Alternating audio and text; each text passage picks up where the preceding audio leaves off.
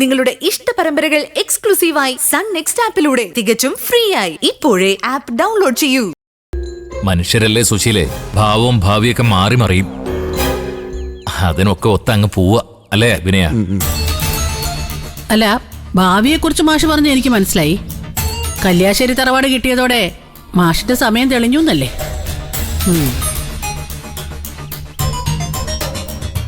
പിരിഞ്ഞു പോയവരൊക്കെ വിനയം വന്ന് നിൽക്കുന്നത് പോലെ മാഷിന്റെ മുമ്പിൽ വന്ന് നിൽക്കുമെന്ന് മാഷിനറിയാം.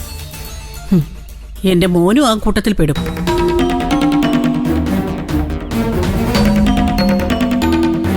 പക്ഷേ എത്ര സമ്പത്ത് കൈവന്നാലും സുശീല എന്നും പഴയ സുശീല തന്നെയായിരിക്കും. ദേ, ഇപ്പൊ തന്നെ സച്ചിസാറിന്റെ മോളല്ലേ എന്റെ സത്യം കല്യാണം കഴിക്കാൻ പോകുന്നത്. എന്നിട്ട് അതിന്റെ വല്ല തലക്കനോ ഞാൻ ഇപ്പൊ തന്നെ ആരോടെങ്കിലും കാണിക്കുന്നുണ്ടോ? ഇത്രയും വലിയ കല്യാണേ ഞാൻ തന്നെ വേണ്ടേ ഓടി നടന്ന് നടത്താനായിട്ട്? ചിലര് വന്ന് അവിടെ ഇവിടെ ലാത്തിയടിച്ചിരിക്കും. എന്തായാലും ഈ കല്യാണത്തിന്റെ സമയമായപ്പോഴേക്കും മാഷ് തീർത്ഥാടനം കഴിഞ്ഞ് തിരിച്ചു വന്നത് നന്നായി. മാഷെ പിണങ്ങിപ്പോയ മരുമക്കളെയൊക്കെ കണ്ട് കുടുംബ പ്രശ്നങ്ങളൊക്കെ തീർക്കാൻ പറ്റിയൊരു വേദിയായില്ല.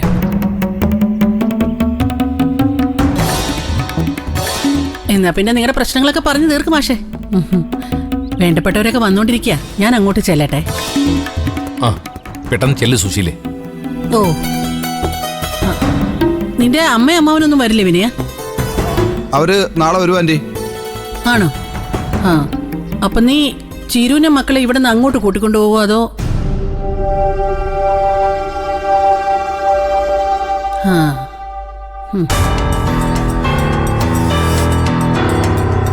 ലോകം കീഴടക്കിയ ഭാവ ഇപ്പൊ ആ സ്ത്രീക്ക്. എന്നാൽ അവരുടെ അടുത്തേക്ക് മക്കളെ അയക്കുന്നത് ഓർത്ത് സച്ചിയുടെയും സാവിത്രിയുടെയും ആദ്യം കൂടിക്കൂടി വരിക. ഈശ്വര, എല്ലാം നല്ല രീതിയിലൊന്നും നടന്നു കിട്ടിയ ഭാഗ്യം.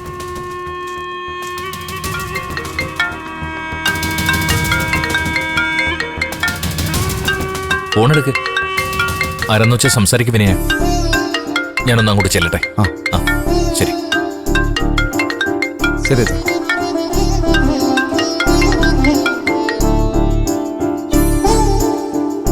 ഹലോ രഘുവേട്ടാ. വിശ്വനാഥനോ? വരൂ വരൂ. നമസ്കാരം.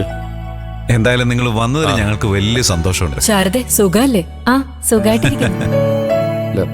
രാഹുൽ ഇങ്ങോട്ട് വരുമായിരിക്കും അല്ലേ? വരൂ, നമുക്ക് ഇന്ദുമോളെ കാണാം. നീ ഇവിടെ ഉണ്ടാവണേ. ശരി അച്ഛാ. ആളുകളൊക്കെ വരുമ്പോ ഒന്ന് നോക്കിയാ. ശരി അച്ഛൻ.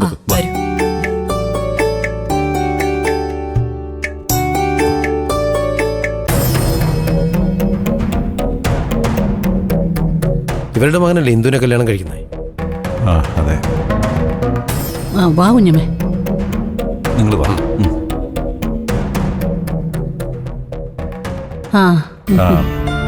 സുശീലയ്ക്ക് ഇവരെ മനസ്സിലായോ?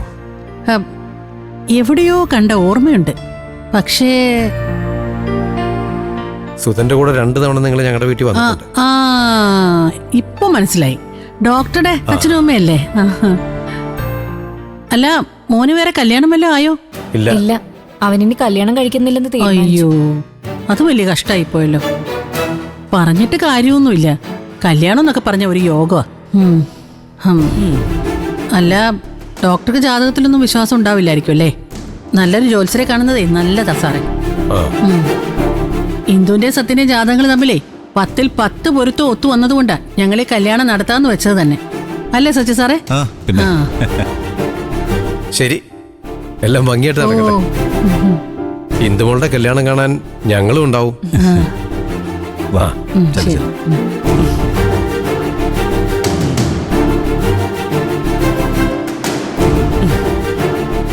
ആരാ സുശീലേത്?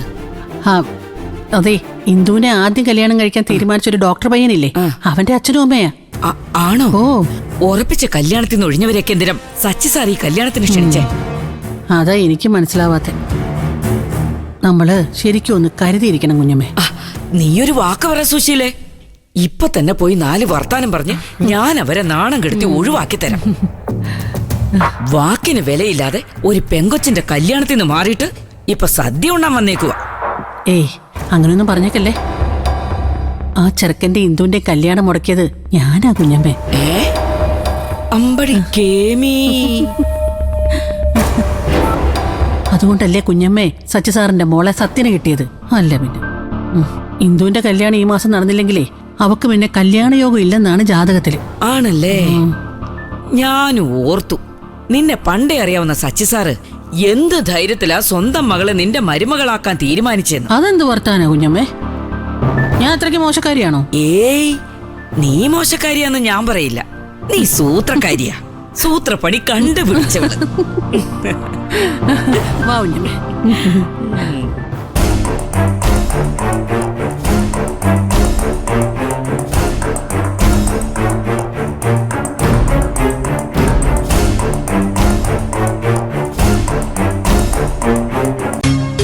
മഹേഷിന് നിന്നെ വലിയ ഇഷ്ടായിരുന്നു. സച്ചിയോട് ഞാൻ ആ കാര്യം സൂചിപ്പിക്കുകയും ചെയ്തിരുന്നു. അപ്പോഴാ നിന്റെയും ഡോക്ടറുടെയും കല്യാണം പറഞ്ഞു വെച്ചിരിക്കുകയെന്ന് അറിഞ്ഞത്. മഹേഷിന് അത് കേട്ടപ്പോ വിഷമൊന്നും തോന്നിയില്ല. അവനേക്കാളും എന്തുകൊണ്ടും യോഗ്യനാണല്ലോ ഡോക്ടർ രാഹുല്. ഇന്ദുവിന് നല്ലൊരു ബന്ധം ഉണ്ടാവുന്നതില് എനിക്കും എന്റെ മോനും സന്തോഷവും അഭിമാനവും മാത്രമേ ഉള്ളൂ. പക്ഷെ ഇത് മതി ആന്റി, വീണ്ടും വീണ്ടും ഇത് തന്നെ പറഞ്ഞ് എന്നെ ഇങ്ങനെ ഇറിറ്റേറ്റ് ചെയ്യല്ലേ പ്ലീസ്. ഞാൻ നിർത്തി. അല്ലേലും നിന്നോട് ഇതൊക്കെ പറഞ്ഞിട്ട് എന്താ? നിന്റെ അച്ഛനും ഏട്ടനും കൂടിയല്ലേ നിനക്ക് ഇങ്ങനെ ഒരുത്തനെ തീരുമാനിച്ചത്. സാവിത്രിക്ക് ഇതിൽ ഒരു താല്പര്യം ഇല്ലായിരുന്നു എന്ന് അവൾ എന്നോട് പറഞ്ഞിട്ടുണ്ട്.